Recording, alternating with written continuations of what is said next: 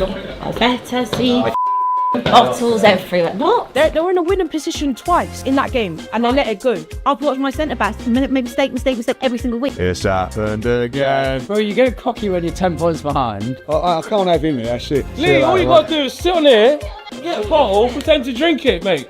Lee said I'm not doing it. It should be Robbie. We've never had that before. I'll swear. Roll job. Lee's not happy. Alright, good show. What's up, show? Come on, mate. The Don doesn't sound happy there, does he? You gotta do better. Sounds like someone's getting fired in there. The hell's wrong with you lot? Your levels are dropping. Time there. Mate, I think Ty might be getting the old tic-tac.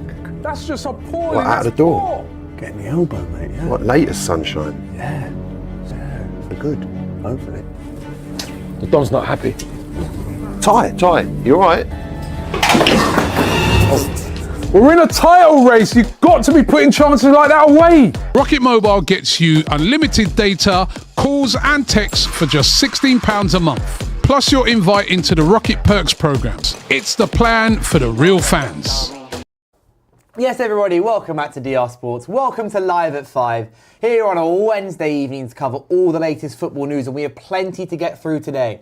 Emi Martinez to Chelsea. We've got Liverpool open talks to sign Ismaila Sarr from Crystal Palace. Martinelli moving to the Saudi League. Bouaddi signs for Man City. Sunderland and Jack Grealish, and so much more coming up in the next hour. Joining me today, same as yesterday, got Abby on my left-hand side. Hello.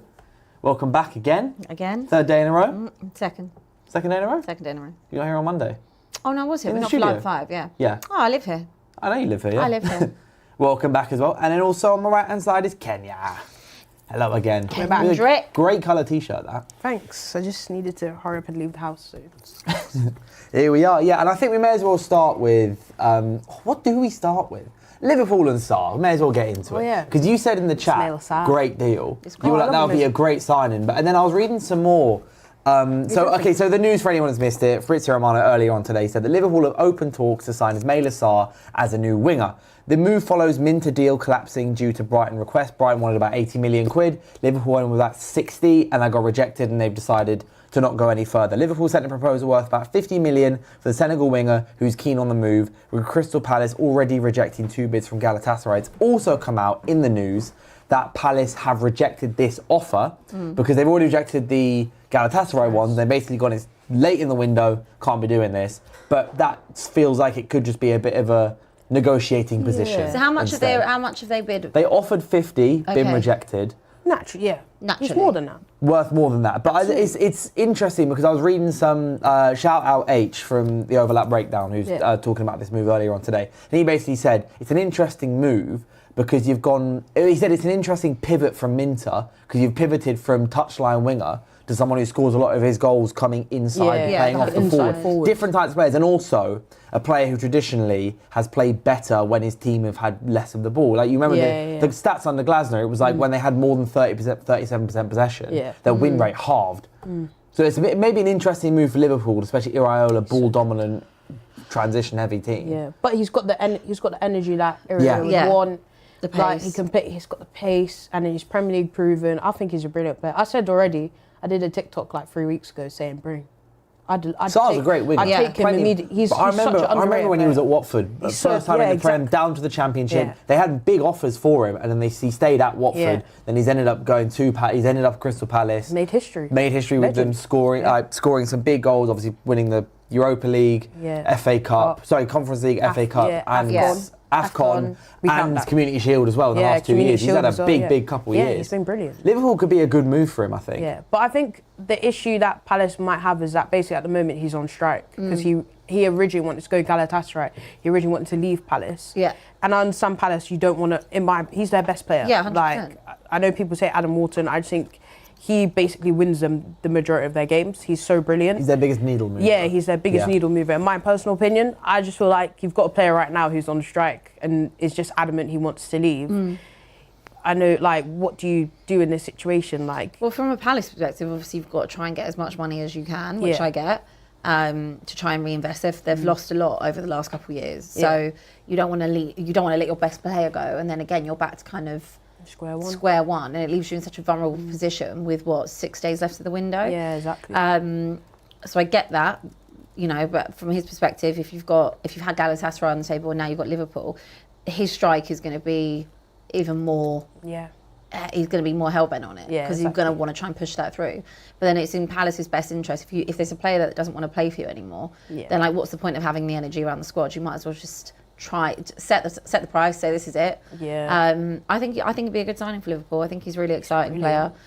Yeah, good. Just something to go with. Liverpool, they're running out of time, man. Do you think this is an indication of how their talks went for Barcola yesterday? Because we've not heard anything about that since. Maybe. So they had these talks in Paris. Yeah. Indy Kyler claimed that it was. Have you seen what he said about it? He claimed there were more talks in a cafe in Paris, and Indy Kyler said he got a text from one of the waiters there who overheard the conversation. Said Liverpool's name kept being mentioned. Sounds like an AGT source to me. Trust me. Proper old school AGT source. Proper AGT. Proper AGT. But yeah, I don't know if it's an indication that maybe them talks didn't. I don't know because obviously they want two wingers. He's a right-sided player, isn't he? Yeah, so they pivot him from Minter. So maybe them.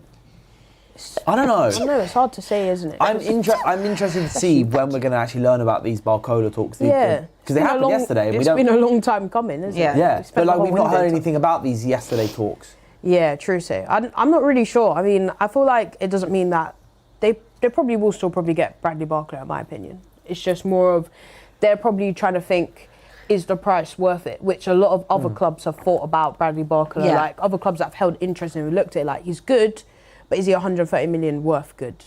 I think that might be Liverpool clearly refusing to go above 50, 60 million, whoever the next signing is. Yeah, because naturally. Brighton basically went 80 and Minter's you're yours, going to and drop everyone, you know 140 what, on no. You're going to drop Yeah. 140, on So they're thinking maybe Can't drop 80 on somebody 200, else. 190, 200 million across a couple new wings pairing, which will be funded in part by Gakpo's possible sale for 70. Who else do they got to play out on the right?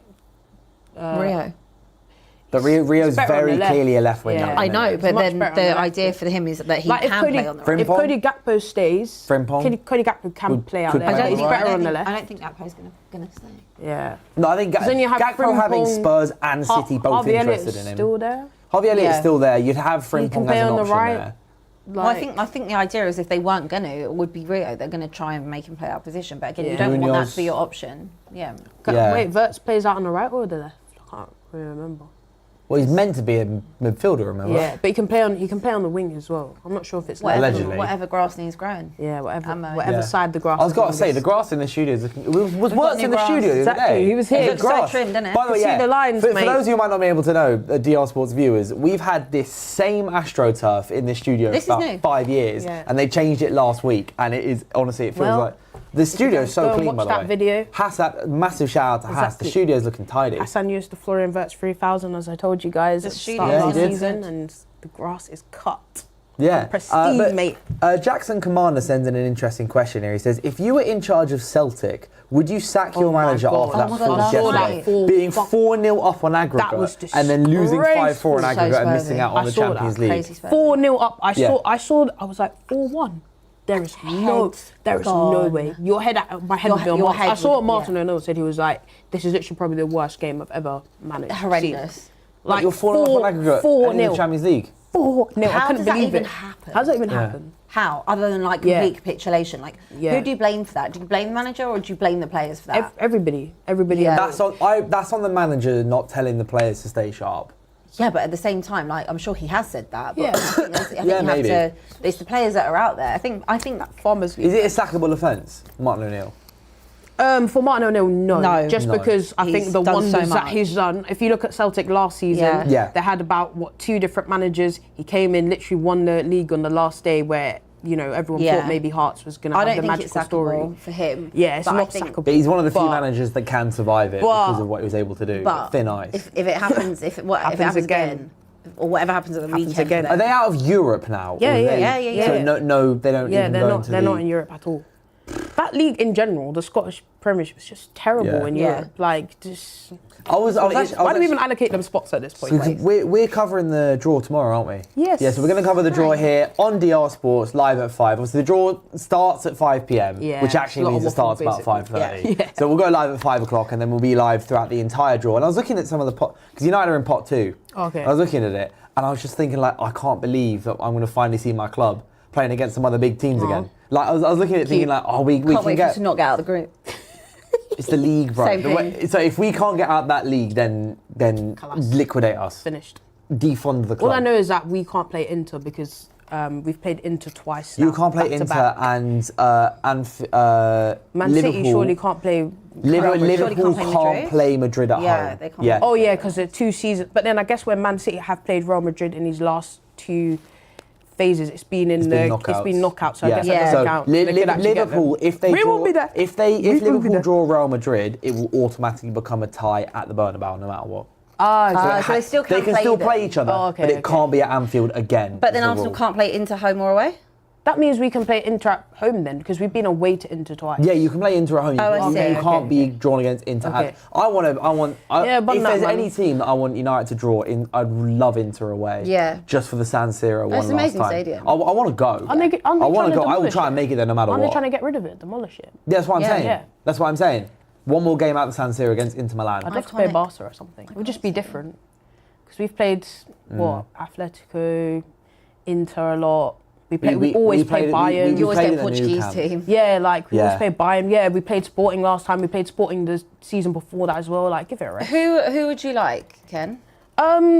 Okay, this is just selfish reasons, just because I have a friend that supports Barca, so it'd be nice to play Barcelona. Because you play one other team in pot 1, don't you? Yeah, we'll play one other team in pot 1. Let's go through all the pots and let's. But I would really like to play like Real Madrid again, because that was just a great Pot 1 is PSG, Bayern, Real Madrid, Liverpool, Inter, Man City, Arsenal, Barcelona, Atletico. So you can't draw any of the English teams. You like Barca? I'd like Real Madrid. That would be nice. Okay. Like any big, to be honest, any team in that would be really cool, because it's a big game regardless. Next and then pot 2 is Villa, United, Dortmund, Roma, Sporting. Or so you'll play one of Sporting or Porto, because that's European heritage. All we know is Sporting. Club Brugge, Eindhoven, or Real Betis. Oh God! Yeah, how jokes it would be if United drew Real Betis. Oh, that'd be hilarious. I mean, do you know that we're starting that game 1-0 down, by the way? Of course. 100%. Can you read me those teams again? So, Villa, United, Dortmund, Roma, Sporting, Porto, Club Brugge, PSV. Well, Betis. as away destinations, Roma's great. Yeah, Real Betis might be nice. Porto's a lovely city. Yeah, Porto, Sporting. Bruges, Porto away. not Yeah, far. we went to Club Brugge last season actually. That was nice. That was your last game of the group stage, wasn't it? Norgard had an absolute blinder performance at centre back. That's my uncle forever. They can never talk on your name. He's immediately Uncle Norgard, legend. Immediately gone to holding Everton. it down at centre back. That's my guy. No, I remember it because I remember we had it in the small screen down there, and Laurie kept going mad, but he kept watching the game like this because he couldn't see it. That's my uncle, man. Clean sheet as well. I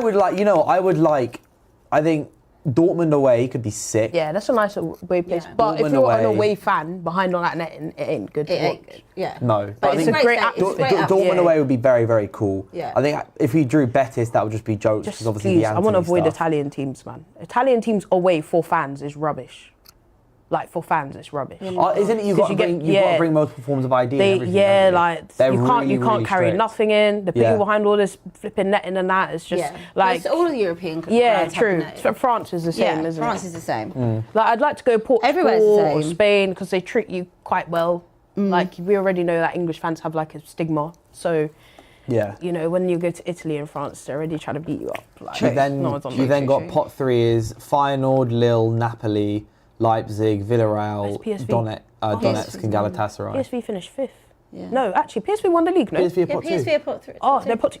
Bring me PSV. I'd love to go PSV. Lille, Napoli. Feyenoord, Lille, Napoli, Again, Leipzig. Napoli's great, but not so much. Sorry, if we draw, by the way, Anthony, Højlund, and then we're going to get Højlund and McTominay. Scott McTom. I can already see us getting this list. Who would you like from pot 1? For me, from pot 1, I would love Inter Milan away, and then like Real Madrid at home or something. To be honest, you want to play the big. the big teams. It's most interesting. Yeah. I agree. Like when I think about last season, all of our best games, like the ones you're most excited for, is like playing Bayern Munich. Yeah. Stuff like that. I would love Real Madrid at Old Trafford. Yeah, specifically Real Madrid at Old Trafford. I think that would be an incredible game. Them 2 legs against Real Madrid though were so like mentally exhausting. Like it's actually crazy. That's what I'm saying. I'm like, how do other like La Liga teams deal with this? The amount of like PR they pump out. I'm like, we're 3-0 up, but like the way you man are moving, 90 minutes in the Bernabeu. That was actually the longest week ever. Yeah, genuinely longest week ever. Yeah. But no, I personally would love, Inter away and Real Madrid at home would just be a dream. And then pot 3 or 4 to be decided. Oh, yeah. Bodo Glimt, LASK, obviously. Yeah. Saba, Slavia Prague, Stuttgart, Como. Oh, yeah. Yeah. Oh, that's an amazing way, Graham. And then winner of Fenerbahce Lyon, winner of Dynamo Zagreb versus Viking, winner of Slovian Bratislava versus Shele. CELJE. Kelej. So I'm butchering that. French team? And then winner of Sofia versus Athens. Up the Athens. AK. Up the Athens. Look, I don't want Bodo away. I'll tell you that for free. Please. Tough place to go, mate. So the way that obviously Mason Mount's going to probably lose ACL there. You've got Lomans will probably break his ankle or something as well. There'll be injuries all over that plastic pitch. Nah, I mean, I remember when we went there like years and years ago. I think we only won 2-0 or 1-0, and it was a difficult game. The conditions are mad. It's crazy. The conditions are mad. Yeah. And no one's trying to go there. And they caught out some big teams last season. Oh, they really they beat Man City, didn't they? Haaland refunded everyone. Yeah. Like Haaland, Rodri, and they beat Man City 3-1, all didn't the fans. they? With that guy up front that looks like Christian. They paid for like they paid like all the travel and tickets. Slovenian. Yep. How do you pronounce it? I'm going to tell you one sec. How do you pronounce? Bear with. Come back. Yeah, no, I'll come back with. I'm trying to think what I don't want Bodo away. Please no. Celje. I don't want Slavia Prague away either. Stuttgart away sounds nice. We went to Slavia Prague away, at home. actually. Celje. I wouldn't mind that again. Actually, no, Lons were class last season. Why am I saying I want them, bro? Lons, I wouldn't mind. Bring me Leon again. They've got to beat Fenerbahce. They're going to beat Fenerbahce? I don't know. Fenerbahce. I think I might favour Fener at the moment, to be honest. What's the score currently in that? Yeah, tell us what the... 1-1 so far. 1-1. Okay. Leon at home, second leg. Yeah. Okay. They might have a chance. Anyone got Carabao Cup tonight? Just me? What? Just you? Yeah, just you. Hey, look, beware of Some Carabao of us Cup are in round 2. It's a bro. dark day. It could be a dark day. Some of us are in round... We're playing Charlton. Charlton Athletic. Who's winning at the weekend for them over West Big Ham? them up. I watched that. Derby. Big up Lloyd Kelly. That's my guy, fam. I was there. Anytime West Ham lose, I will be there. It's at home. Anytime West Ham lost, I was there. It is at home. Just know. That's another club I hate. How many teams are there in London, man? Many. So many teams. No, you don't understand. A West Ham loss just hits different. It just hits so hits good. different. So They won last night in the end, didn't they? Yeah, they won 4-1. Yeah. I was in the pub with West Ham. Saw it when they won 0-0. I cancelled my season ticket. He literally said even though he was like, as soon as we went down, cancelled my season ticket because I was tired of watching grown men cry. It was literally word for word what he said to me. He should have been a Spurs fan last year. They all cry all the time. Yeah, Carabao Cup. It's like, well, happy anniversary 1 year from getting knocked out by Grimsby. Basically, pretty much. Oh yeah, I was on holiday. I remember. Wait, when was it? Shout out! I was in Paris. Me and Big Robs were at the restaurant eating steak and chips. Oh, tomorrow. I know, we should the anniversary. We should do something for Flex to celebrate Happy Grimsby Day to all that 100%. Yeah, we should do something. We'll be like fish. What are they called? The fishes or whatever. Yeah, something like that. Something to do with the Grimsby brothers. Oh no, something to do with fish. You're right, Abby. They're fish. There's fish. Something to do with fish because it's a fishing town, isn't it? The Mariners. Mariners. The Mariners. Sorry, yeah. Lord. Look, man, bring us some salmon tomorrow. Tell Jason. Lord. Tell Jason, and he'll cook something. We up. will be there. So there you go. If you want to see Flex get cooked tomorrow, and probably me as well, to be fair. Yeah. It's never ending for you. Hated that. But elsewhere, another super chat that Clara Bixby put in before the show even started was Emi Martinez bring. So if anyone missed it today, David Ornstein exclusive, as he does in the last week of the window. Emiliano Martinez offered to Chelsea by representatives, and West London club considering possibility of signing 33-year-old goalkeeper before the transfer window finishes. Aston Villa are open to the Argentinian international's exit after Zion Suzuki became number one with Chelsea keen on the move. Obviously, this is after... I'm getting flamed, by the way, from the clip yesterday where I said that Chelsea's attack looks amazing, but defence looks wobbly. Yeah, no, but I stand by it. Yeah, so but a lot of the comments were saying a lot of it is down to the goalkeeper, not the defence. But I was looking at it being like, the goalkeeper wouldn't have been dodgy if he hadn't faced all the shots, which is down to the defence. Regardless, Sanchez is not a better Martinez is a better goalkeeper than Sanchez. It's not that close. But the guy's got his moments as well. Let me tell you something. As someone that has owned Martinez, please save yourselves now. I generally feel like he's a good goalkeeper, but again, he's not like a David Raya level up, where you're gonna look at your goal and say, oh, it's David Raya goal. Do you know what I mean? Like, he is also someone prone to mistakes, prone to errors. We saw it on the last day of the season when they're trying to get in the Champions League. Yeah. Gets himself sent off stupidly for absolutely no reason. Like, I do think Chelsea fans, look, with Sanchez, last season, he actually did kind of turn around his season. He actually started the season very well in terms of goalkeeping. And then towards the end, but then you could say, you know, you had Liam Brasilia in, aka Matisse, coming in, tweaking loads of different stuff. Like, I don't know. If I was a Chelsea fan, I'd be a bit apprehensive, to be honest. Not gonna lie. But at the same time, you just want a new keeper in. Oh no, like, I get it. I know this feeling so well of being like, I hate the fact that we're gonna go. But like they've got Penders, which they brought in from Strasbourg. As I said to Abby and the other weekend roundup lot earlier, I said Jan Sommer was there for free. Saying, I need a number one spot. I need a number one spot. Such a good keeper. We're talking about an experienced goalkeeper. Do you know what I mean? Swiss international, won multiple things. Like, very, very good goalkeeper. One of the best, really, in the world. They should have tried to at least explore that, really and truly. That would have been a much better option. I know he's a bit older, but then you can maybe How old have is Martinez? 33. Yeah. How much is Jan Sommer?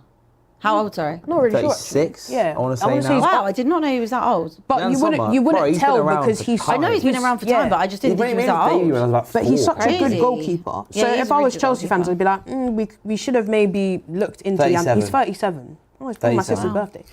He should have been looked at, or, you know, he's a free as well. I just think Emi Martinez, I look at Emi Martinez like, is it that much? But also, I think Villa want about 8 million for Martinez. It's not as if it's a major transfer. Yeah, of course. And 33, Martinez still has a good number of years left. And maybe if they do trust Penders to come through, because he's like, obviously, he's part of this next generation of Belgian goalkeepers post-Courtois. So you've got Penders, Lommans, and I think a couple others in the Belgian league at least as well, where they're all kind of coming through, and it's not quite sure who's going to take the number one spot from. It's up for grabs, isn't it? I mean, I think Lommans will be the next number one at the moment. Especially if they sign Martinez, and you know what's going to happen with Penders. But I don't mind the transfer. I don't think it's going to be a game-changing transfer that's going to whack Chelsea into the title conversations. Because they are in the conversations. He does have these. But but as in, like, for example, he doesn't put them near Arsenal. I don't think anyone's near Arsenal. No, I agree. But I think it's something that's needed, because like I've seen it when you just sign, when you don't trust your goalkeeper, and whenever you just sign a new one, they do not need to be a 10 out of 10 goalkeeper. It's just someone who you can go, right, you haven't made a mistake yet.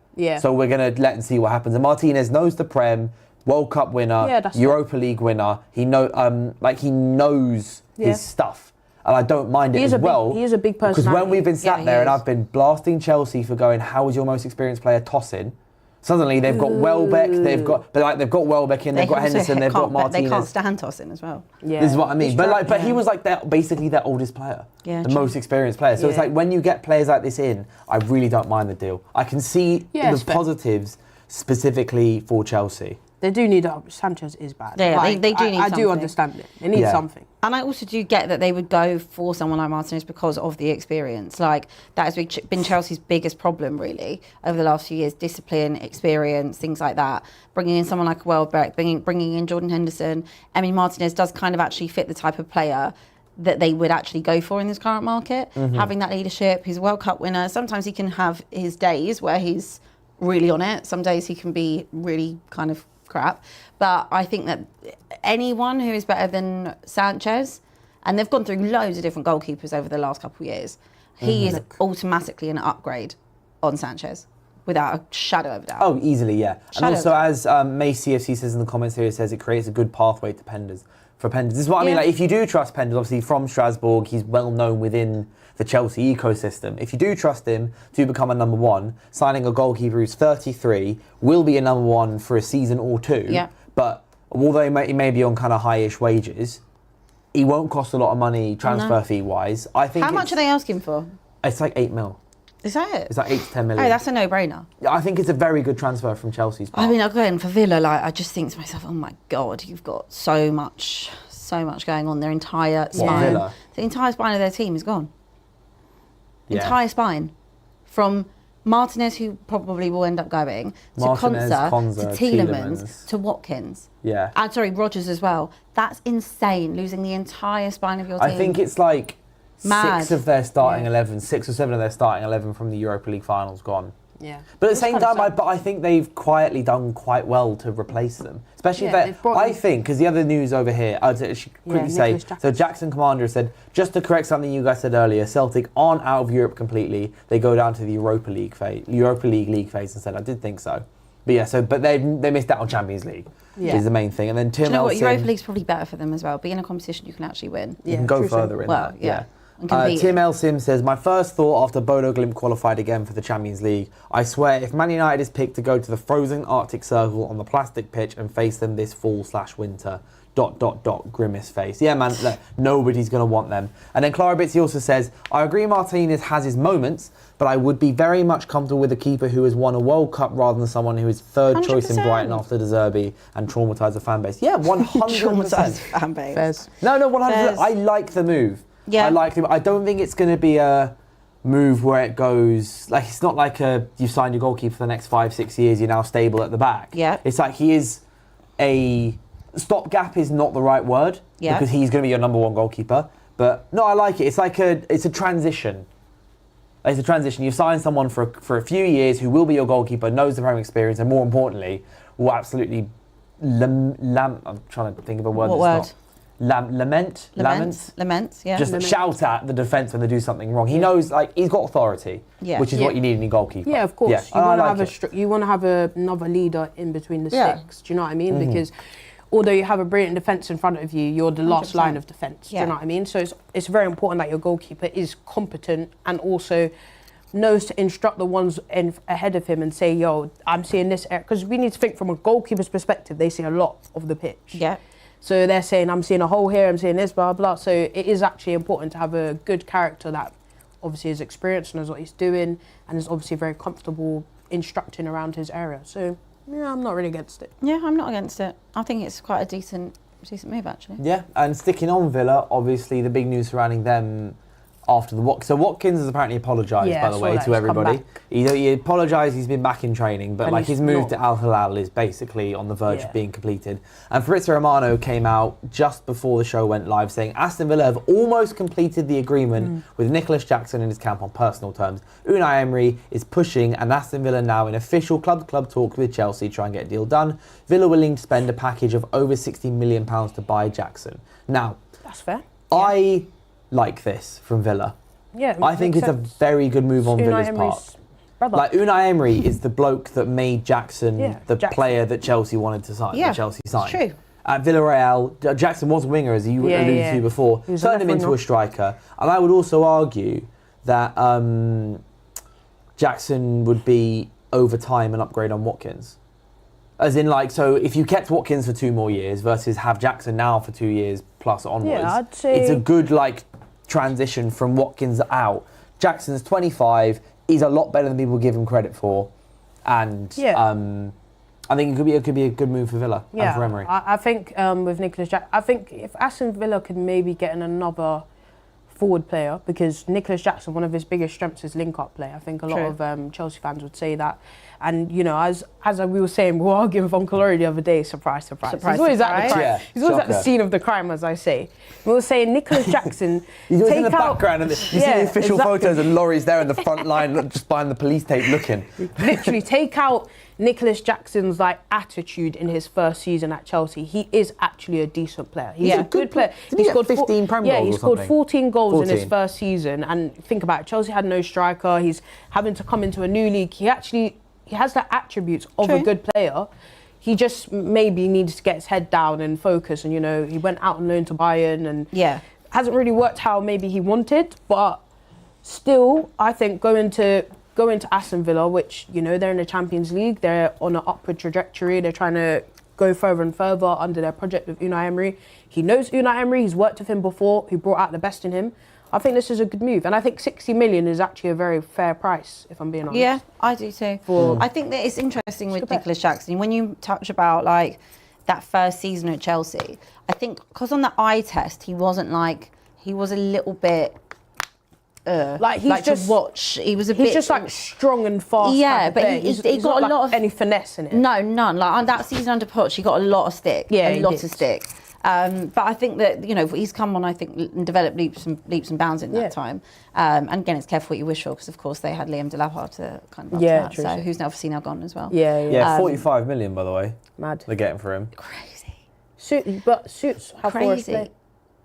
Oh yeah, no, this is his redemption arc. Yeah. 45 million. I saw a Forest fan tweet Crazy. Liam Delap welcome to rehab, and it was just a picture of all these other players like Morgan Gibbs-White. Who else was in it? It was so funny. Oh, I've seen this. And it was all other players that basically went to Forest where really they were not really in a good era of their career and gone to Forest and obviously revived redemption their arc, career. yeah. Elliot Anderson is in there. That was so funny. I've liked too much since then to go and find it. Absolutely. Elanga. Yeah, Elanga. Elliot Anderson, Morgan Gibbs-White, and who's the other person? There's somebody else. I think there was 4, right? Nico Williams. Yeah. So funny. Redemption FC. Big 'em up, man. Seriously. And under Glasner. 45 million is crazy. Glasner turned Mateta from Although they lost last night. They lost last night. They lost last night, yeah. But like Glasner when he first was at Palace, I remember Mateta at Palace before Glasner came in. They were just clapping the fact that he was terrible. He was woeful at Palace.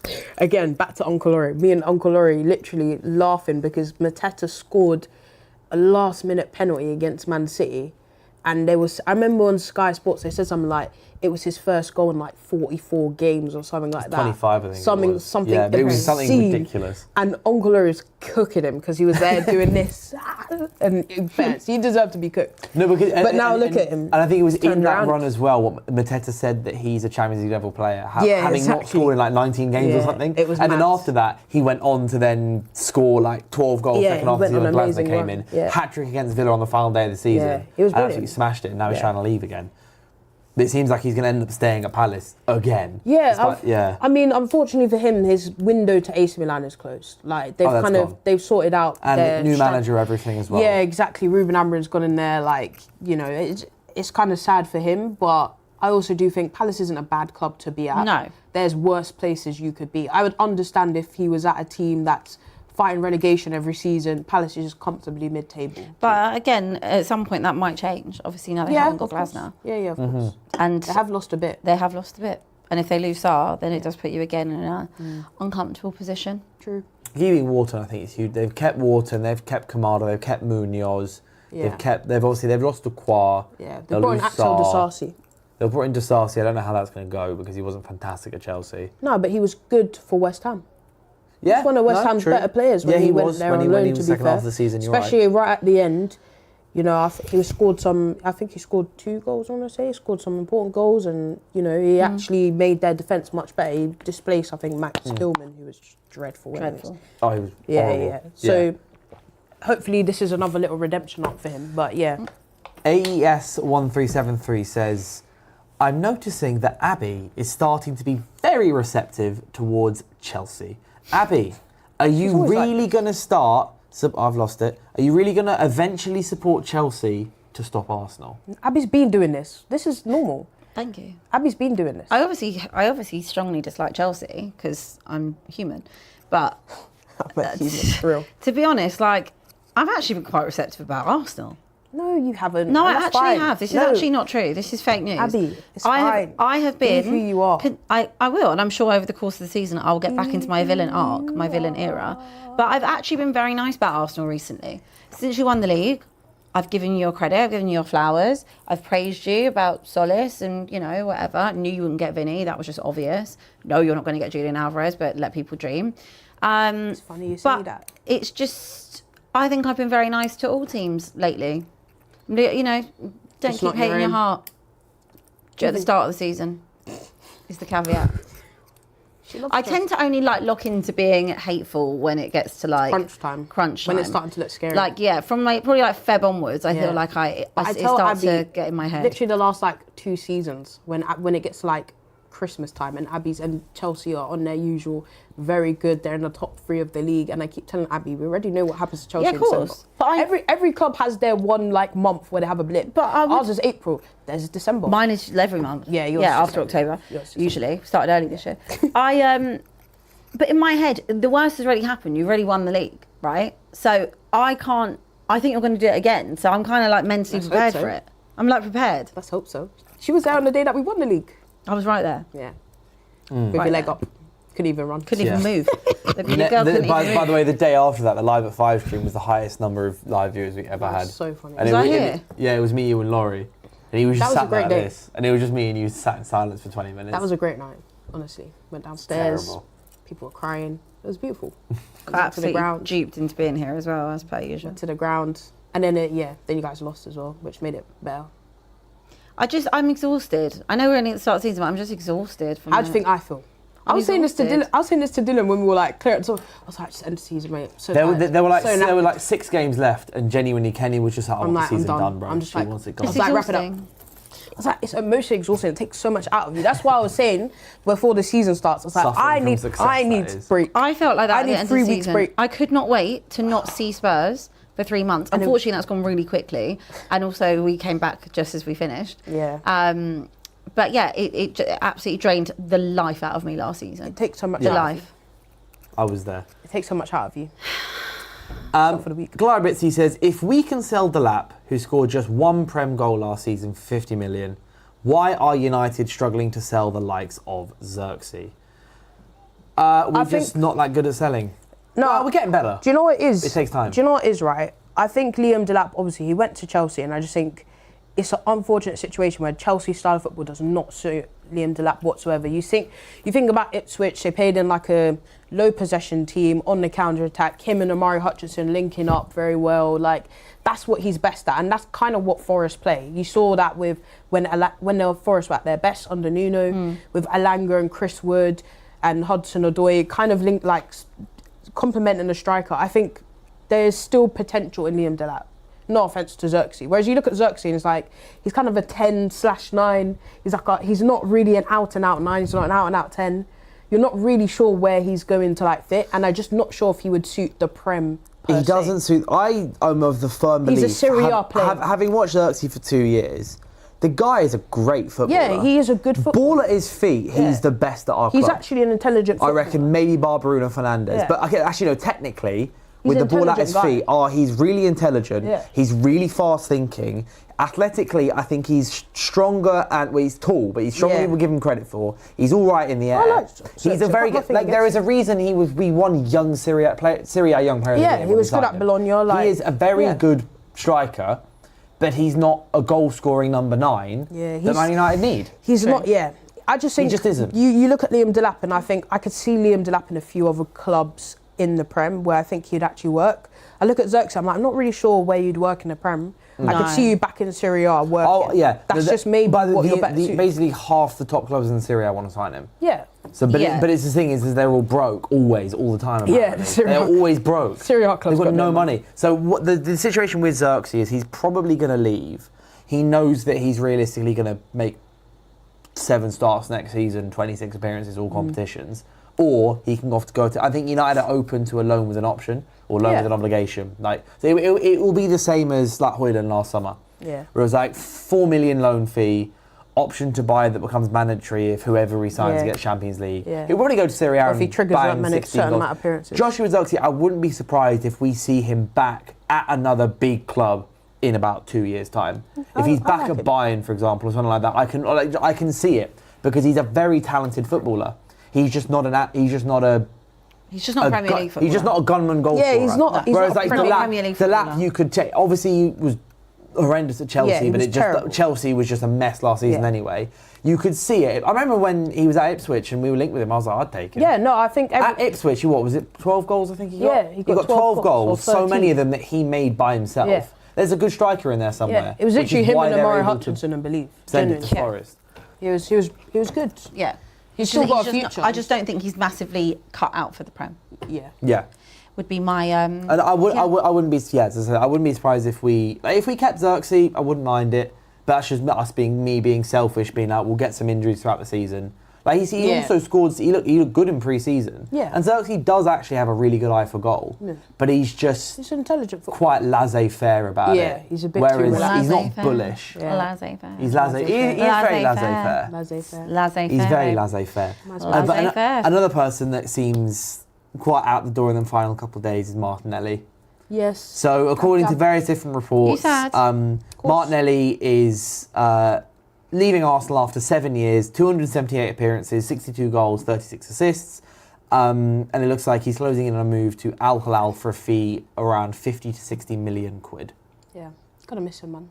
But it's the right decision, to be honest. I think the reality is we've not seen Martin at his best for about 4 years now.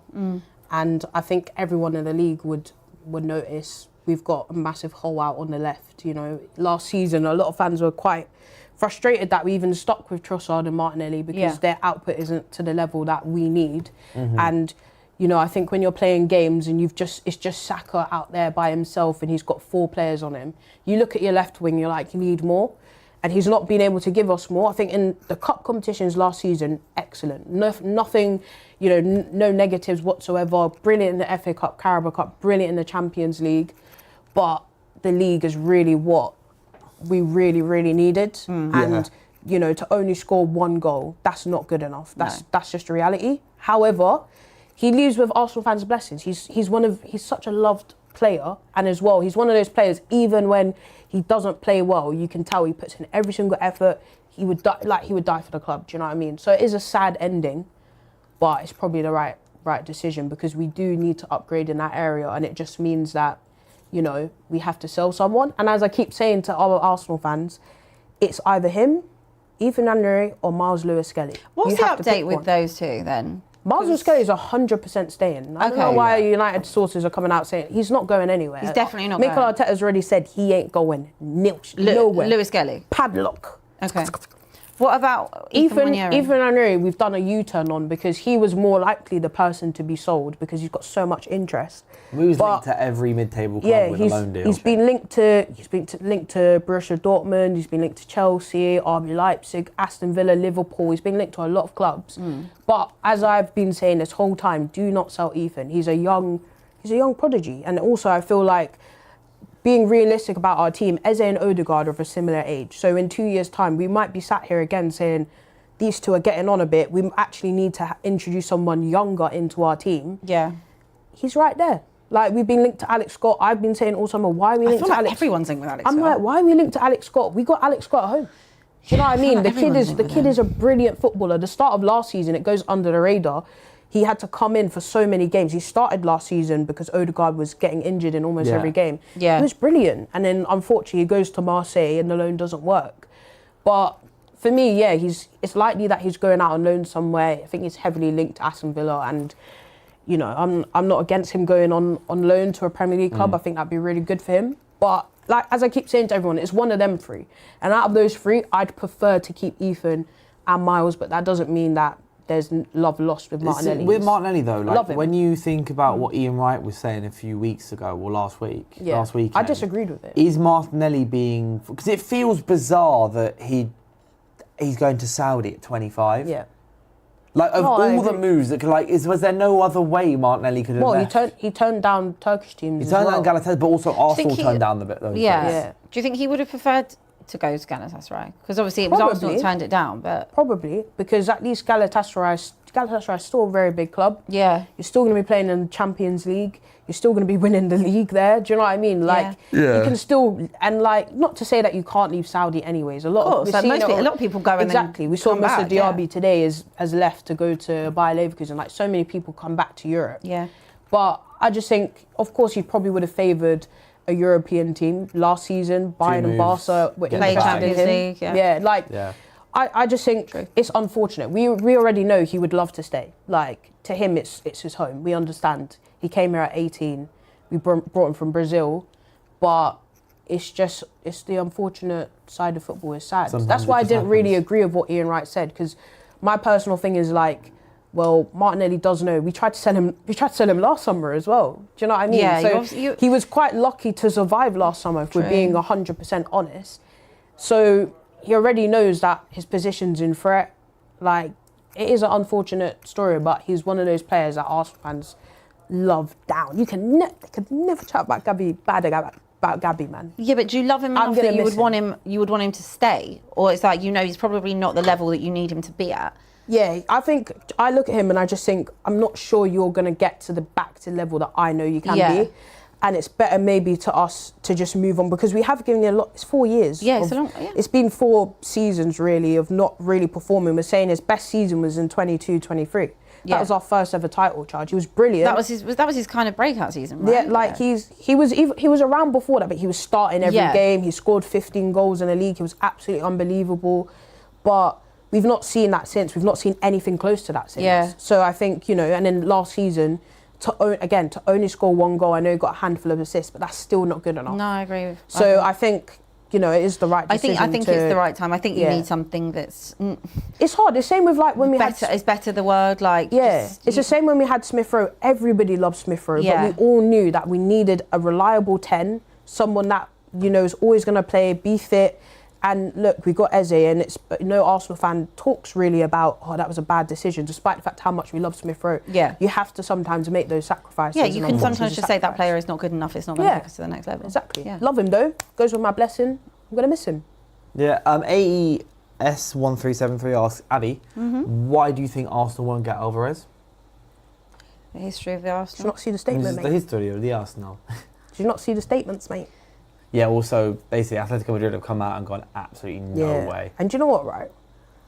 I'm 50-50 on Alvarez myself, personally. But, like, when I look at their history of not selling good strikers to their rivals, they actually stand on business. Yeah, they do. Falcao. So what are they going to do then? Like, what is the actual situation? Because obviously Barca...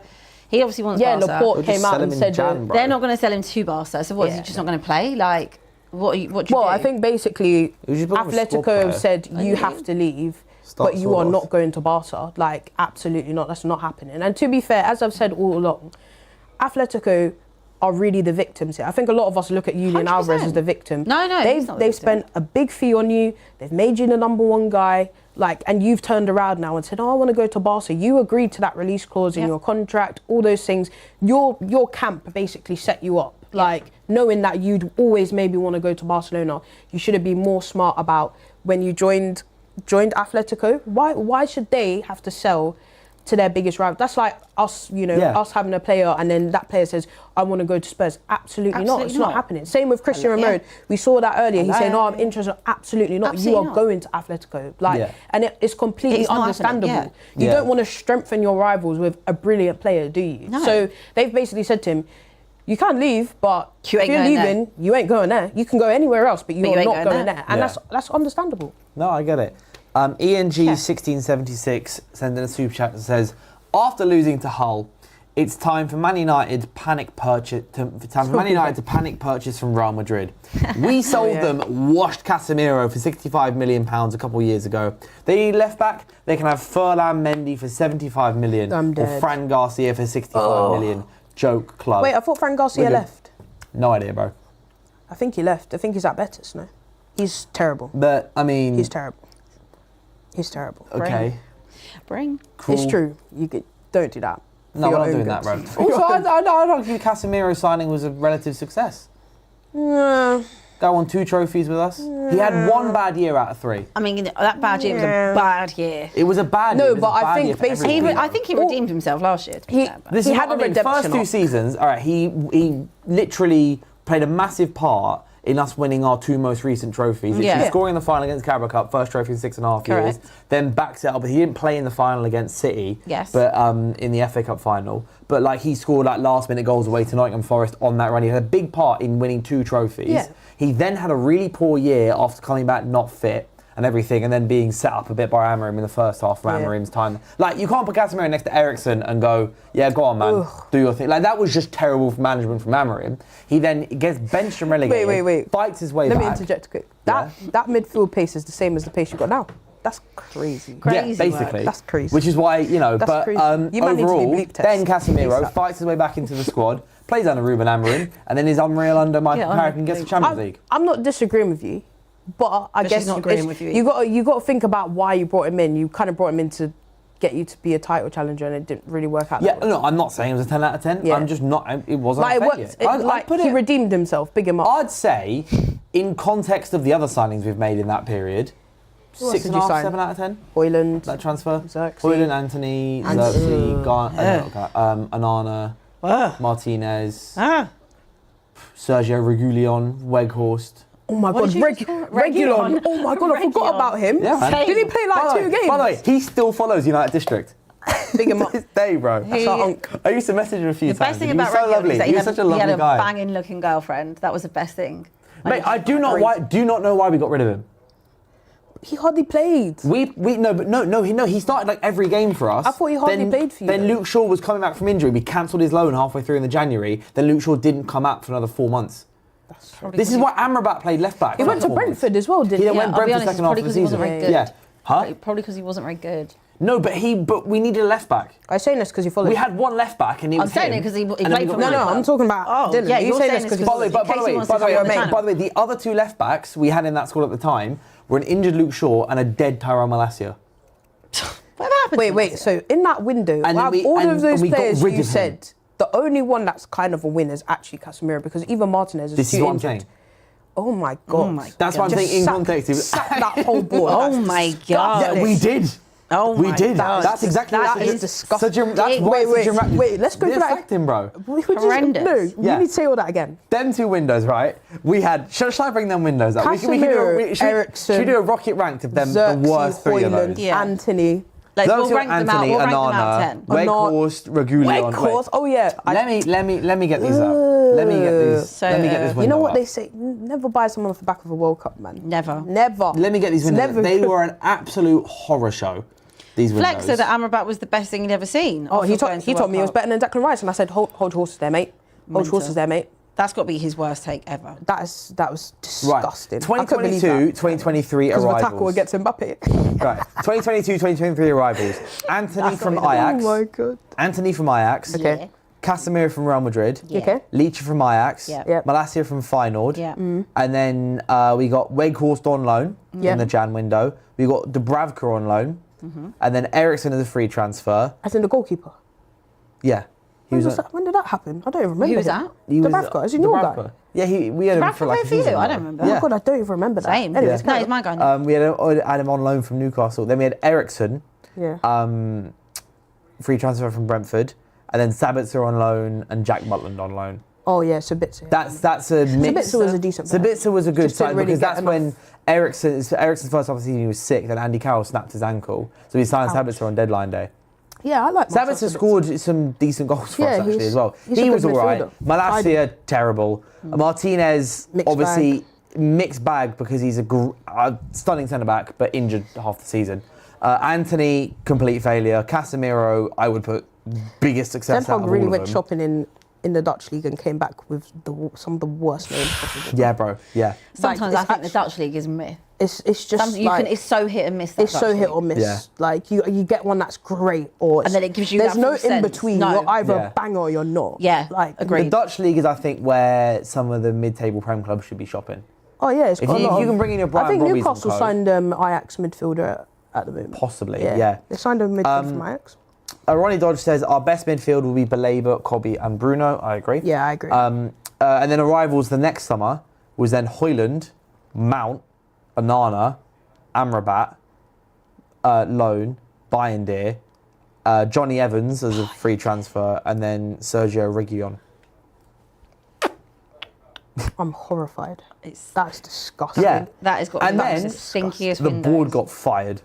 That is disgusting. That, to be fair, that is all a sackable offence. What year was that? I don't think That one was player. I don't 23, think one 24. player you named in there was. So good. we then, if I can, Stink. Wait, who said Johnny Evans, Jack Butland, Bayindir, Amrabat, Anana, Mount, Anana Mount? Sergio Reguilon. Vile. So you went 0 out of 7. That is disgusting. That is terrible. That is And they all got sacked about 4 months later. That's horrible. That's and then you terrible. brought in Dan Ashworth. This was with... Who's actually a good sporting director. Then you guys... Sacked him, Then he was now we've actually got Wilcox and sacked, Barada. He was trying to teach you guys a bit of sense, and then you guys like... This is the one thing I will have with Ineos, is they have done some bad things at the club, but transfer-wise, at least they fixed up. A bit, yeah. They've done better. Like the transfer window after that was, I know some of the stocks are low at the moment with these players, but overall they're better transfers. In Lenny Yoro, Ugarte miss. De Ligt, if he didn't have his back injury, hit. Xerxes miss, but like we're Can't going to really say if recoup it's a hit if he's barely played. Who? De Ligt. De Ligt. No, but he was very good the first season. Second season, he was our player of the season up until he got injured. No, he's been injured ever since. And he's been injured ever since, yeah. Ugarte miss, Xerxes missed, but will manage to recoup it. Mazraoui hit to start with, but he then just collapsed. Yeah, he's season and a half, he was good. Just average squad player. But also, in context, £12 million. Yeah, like average squad Overall, player. I'd say hit in the fact that it was 12 million quid. Aiden Heaven, big hit. Dorgu remains to be seen. And then summer after that is Benny Mancheshko and Bumo, Cunha, Lomans. Yeah. Hit. Yeah, that was good. Transfers, so much better under actually Ineos, took years but to get just to that slow. And then this summer, Belieber, Santos, Tielemans, Darlow. God, that's Much. Personally, I think it's better. That's much better transfer-wise. And also even sales-wise. Hoyland sold for 40 million quid. Garnacho sold for 40 million quid. Anthony for 25 million quid. We could be doing so much worse. So much worse. It's actually good that you said that. You've made me appreciate my club a bit more. Do me a favour, pull up my transfers. You've made me appreciate my club more because we've done the same Rice, and as I'm pulling up Tottenham, I'll simultaneously tell you about Rocket Mobile, which is £16 a month for unlimited calls, text data, and 20 gigs to use in the EU, another gigabyte to use abroad. I actually should plus take this loads on of holiday perks, content, other prizes. I've had it for ages, bro. I actually should have it. Can someone get me a SIM card by next? Actually, just scan that QR code, bro. code. Scan the QR code or click the link in the description after the video. You should know I this. just wanted him to plug the ad again. Yeah, man. Mind games. And it is, I don't know, look, it's fantastic. And we can, Rocket ranked. We could have ranked some of them transfers. We can rank the transfers against each other. We'll get these, transfers and rumours, all transfers. What transfers do you want to see, Abby? I want the exact same information for the exact same amount of time. So, 22-23. Richarlison from Everton. Romero from Atalanta. Sorry. Basuma from Brighton. Destiny Udogie from Udinese. And then Jed Spence from Middlesbrough. So, hold on. So, on pay, and then Porro theory, on loan, Dan Juma on loan, and then free transfer, Perisic, Fraser Forster and Longley. Was that all in 2023? That was 22-23, yeah. Let me see that list. So that's the summer of 2022. No, Porro in... 2023. That's crazy. Porro was alone in the January. Oh, sorry, in the January, but this is just throughout that season. Richarlison, no. Romero, I'm putting him as a no. Yeah, but he actually is a yes, really. But he's a no because he's a yes, but he's a no because he's a disgrace. He's a no because he's a disgrace. Captain level, he's a no. He's a disgrace. Basuma, no. But on paper, that should have been good. Udogie, yeah, but he's always injured. Jed, yeah. Porro, yeah. Dan Juma, no. Perisic, no. You got him from Everton. Fraser Forster, Everton, no. wasn't he? Clement Longley, no. Okay, it's departures. Stephen Bergwijn. Tanguy and Dombele, Matt Doherty, Brian Gill, waste of time. Oh my God. Jack Clark, waste Brian of time. Gill was like your root. Jack Clark never even played for us. Giovanni Lo Celso, waste of time. Yeah, waste. Harry Winks. Oh yeah, Destiny Udogie went out on loan that year. Harry Winks, come through us. Reguilon, Romero, Joe Roden. Waste of time. This is the summer before. Wow, I'm looking at mine. Next summer mine one's actually all right. It's been there so long. Okay, the summer after in 23-24, Brennan Johnson. No. Madison, yeah, I guess. Van Hoorn, yes. Kulusevski, yes. Dragusin, no. Vicario, no. Alejo Veliz, no. Ashley Phillips, no. Manuel Solomon, no. Timo Werner, no. Dean Scarlett came through the academy. Jaffet Tanganga left. Yeah, not given a chance, okay. Right. Solanke, Gray, Odegaard, Bergvall, Kinski, Tell, Yang, who again is he still on loan? Kevin Danso. Oh, is that your Korean player that you guys bought? That's not. You guys bought a random Korean player. We've got there's another one. He's a winger, isn't he? Can't remember his name. But yeah, he's on the bench as well. I mean, this stinks. Nasty. Then last year, Xavi Simons, Kudus, Gallagher should have been good signings. I'll never forget that Koulibaly loan. I'll never forget that. His one goal was against us. I'll actually Declan Rice, you have blood on your hands for that. I love that gif. I love that gif. Sorry guys. I'll actually never. My head was on Mars. I was like, wait. That actually could go down as one of the worst loans I've ever seen. He actually could not be. What do you mean? Arsed. He was banging at Juventus as well. Timo was worse. No, Timo was terrible. Timo was worse. We made Timo. We said no, but you did so much good in the loan. They gave him the bread. Yeah. Let's make it permanent. It was outrageous. What would you rank as the worst out of all of those three you've just mentioned? Out of Koulibaly, Timo Werner, Well, just that whole list you mentioned in the last 5 minutes. Timo top. Do you reckon? Or Koulibaly top? Danjuma might have to be in there as well. Because they hijacked him as well, which makes it worse. He was I'm going to throw out hijacked him I'd from actually say Everton. the sample size of Danjuma wasn't big enough. He was there taking Everton photos. They called him up. He said, "Right." Yeah. I don't think he was. I don't think so. I don't know. I'll be honest. I thought Koulibaly was. I thought he was actually terrible. But I think Timo was worse. Either way, let us know in the comments who has been Spurs' worst signing in the last 4 years. Let's know who United Plenty was of names, as well, and same by the with way. United as well. I think James Sanchez was more than 4 years ago, wasn't it? Because that is the worst one in my opinion. That or Sanchez, my humble opinion. Apart from that, thank you guys so much for watching. Anthony. Abby and Kenya, as always, we just recouped some money for Anthony, which is why I think it's not as bad. Sancho was left for free. Regardless, thank you guys so much for watching, as always. We'll be here 5 p.m. Also, you've got the weekend preview show as well on Thursday at 12:30. Stay tuned for all of that. We'll see you soon. Cheers.